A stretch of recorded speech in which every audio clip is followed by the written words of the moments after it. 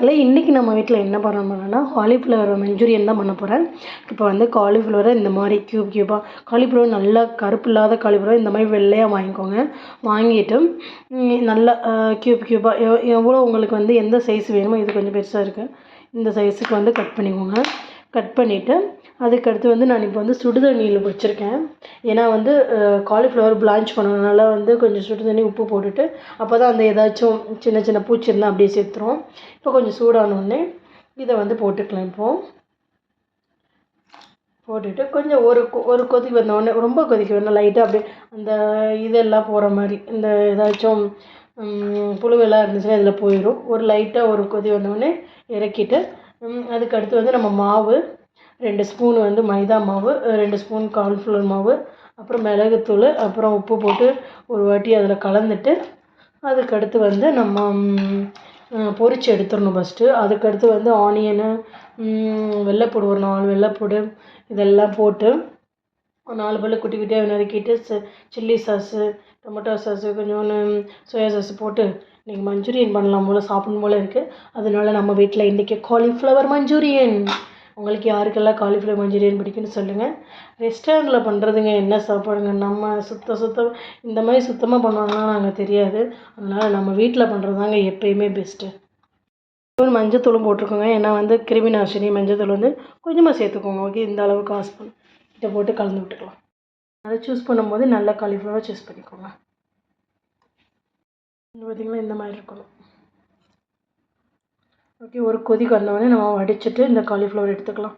நம்ம வந்து இன்னும் பேட்டர் ரெடி பண்ணிக்கலாம் மஞ்சூரியனுக்கு இருக்குது. நம்ம ஒரு இதுக்கு வந்து ஒரு 3 ஸ்பூனாச்சும் தேவைப்படும். ஏன்னா வந்து அதிகமாக இருக்காச்சு, 3 ஸ்பூன் போட்டுக்கலாம். பார்த்தீங்கன்னா 1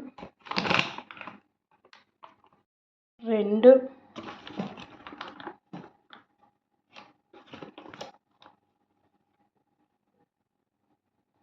ஓகேங்க, 3 ஸ்பூன் போட்டேன் மைதாவை. காலிஃப்ளவர் மாவு வந்து நம்ம வந்து இவ்வளோ தான் இருக்குது, போட்டுக்கலாம்.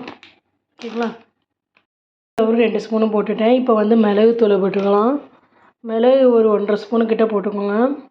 குழந்தைங்களுக்கு வந்து சாஸ் பிடிக்காது அப்படின்னா இந்த இப்போ பொரிப்போம் இல்லையா, இப்போ இதிலே எடுத்து வச்சுக்கலாம், குழந்தைங்களுக்கு கொடுத்துக்கலாம். நம்ம இதுவும் உப்பு மட்டும் கொஞ்சம் சேர்த்துக்கலாம்.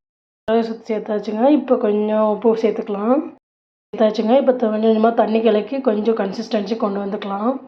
வந்து இது கொதிக்க போகுது. லைட்டாக கொதித்த உடனே நம்ம எடுத்து இதுக்கு வச்சுக்கலாம். ரொம்ப இது பண்ண வேணாம், லைட்டாக வந்து அந்த இது புழு எல்லாம் போகணும், லைட்டாக கொதிக்கணும், அதுதான் நல்லாயிருக்கும். ஓகேங்க, கொதிக்க ஆரம்பிக்குது.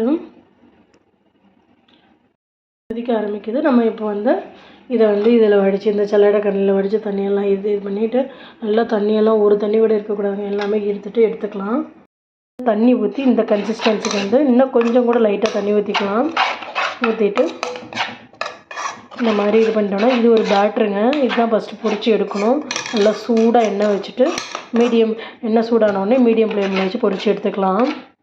இப்போ வந்து இது வடித்து எடுத்தாச்சு, ஒரு தண்ணி கூட இருக்கக்கூடாதுங்க, நல்லா ஸ்டீம் பண்ணிடுங்க ஃபுல்லாக. இப்போ வந்து நம்ம வந்து இந்த பேட்டர் வந்து இந்த பார்த்திங்களா இந்த கன்சிஸ்டன்சி வந்து கரைச்சி வச்சுக்கணும். இப்போ அதை வந்து மிக்ஸ் பண்ணிக்கலாம்.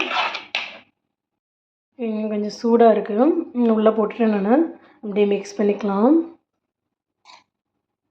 இங்கே பார்த்திங்களா, ஒரு சிக்கன் நம்ம KFC சிக்கனும் இந்த மாதிரி தாங்க மிக்ஸ் பண்ணுவாங்க. சிக்கனை வந்து இந்த மாதிரி மைதா மாவு, கார்ன்ஃப்ளவரு, மிளகுத்தூள், அவங்க ஒரு பொடி, KFC சிக்கனுக்கு ஒரு பொடி இருக்கும், அதெல்லாம் போட்டு மிக்ஸ் பண்ணுவாங்க.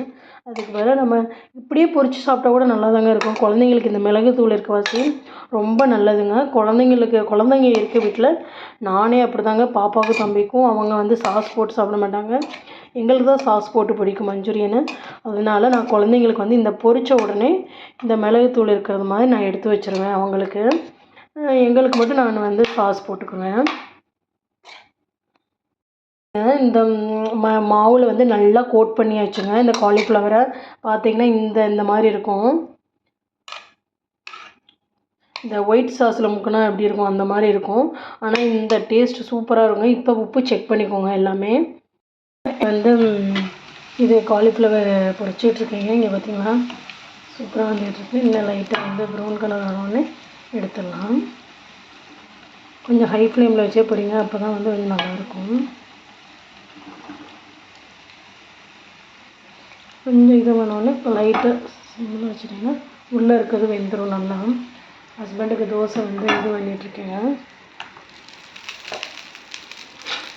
இன்றைக்கி நம்ம வீட்டில் வந்து காலையில் பிரேக்ஃபாஸ்ட் வந்து இன்றைக்கி தோசை, சாம்பார், மீன் குழம்பு கொஞ்சம் இருந்துச்சு, தக்காளி சட்னி வச்சுருந்தேன், தேங்காய் சட்னி. இந்த பிரேக்ஃபாஸ்ட் உங்களுக்கு பிடிச்சிருந்தா லைக் அண்ட் சப்ஸ்கிரைப் பண்ணிங்க. Bye guys. எனக்கு ஃபஸ்ட்டு வந்து இந்த மாதிரி வந்து பொரித்து வச்சுக்கணுங்க. வச்சுக்கிட்டு இப்போ குழந்தைங்களுக்கு இப்போ வந்து சின்ன பிள்ளைங்க இருக்காங்க, இப்போ 2 இயர்ஸ், இப்போ ரஸ்வின் மாதிரி இந்த மாதிரி குழந்தைங்க உரப்பு அதிகமாக சாப்பிட மாட்டாங்கன்னா இதில் கொஞ்சம் எடுத்து வச்சுக்கோங்க. நமக்கு வந்து இப்போ சாஸ் சேர்த்து இது பண்ணிக்கலாம். வந்து டொமேட்டோ சாஸ் சேர்த்துருக்கேங்க, அப்புறம் வந்து சோயா சாஸ் சேர்த்துருக்கேன், சில்லி சாஸும் சேர்த்துக்கலாம். எனக்கு வெள்ளைப்பூடு ஃபஸ்ட்டு போட்டேன், கொஞ்சம் வதங்கினோடனே அதுக்கு சின்ன சின்ன நறுக்கின வெங்காயம் போட்டுட்டு ஒரு பெரிய வெங்காயம், டொமேட்டோ சாஸு, சில்லி சாஸு, அப்புறம் சோயா சாஸு போட்டிருக்கேன். இந்த வந்து நல்லா இது பண்ணி விட்டுக்கலாம், மிக்ஸ் பண்ணி விட்டுக்கலாம்.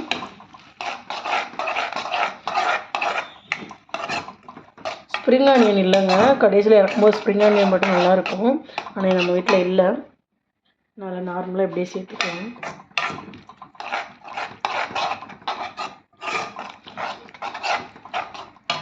பண்ணிவிட்டு நம்ம வச்சுருக்கோம்ல இதை வந்து சேர்த்துக்கலாம். இதுவே நல்லாயிருக்கும், சூப்பராக இருக்கும். இப்போ வந்து நம்ம சாஸில் எடுத்து போட்டுக்கலாம். இந்த எல்லா இந்த சாஸில் எடுத்து போட்டுக்கலாம் எல்லாத்தையும். இப்போ எல்லாம் சுற்றி மிக்ஸ் பண்ணி விட்டுக்கலாம்.